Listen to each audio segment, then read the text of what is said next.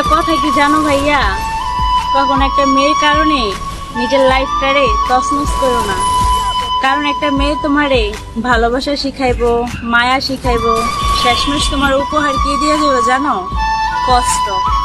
মায়া দেখা তোমার ছাইরা চলে যাবে, তখন তুমি না পারবা বাঁচতে, না পারবা মরতে, জীবিত লাশে বাইচা থাকবা। ঠিক আছে, হয়তো একজনের কারণে একজন মরে না, কারণ সে তো আর তোমার অক্সিজেন না, তার কারণে মরে যায়, কিন্তু সে এমন একটা মানুষ হয়ে যায় যে মানে নিঃশ্বাস টানতে অনেক কষ্ট হয়। ঠিক আছে, তো আমি এটাই বলবো, কখন একটা মেয়ের কারণে নিজের লাইফটা নষ্ট করো না।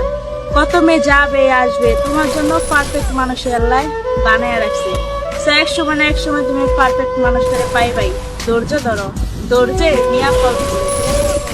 ফল অবশ্যই তুমি পাইবা, ধৈর্য ধরো।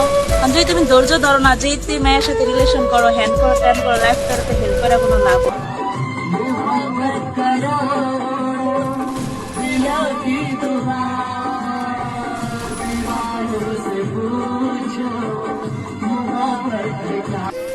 किसी तीसरे की क्या औकात जो रिश्ता खत्म कर दे।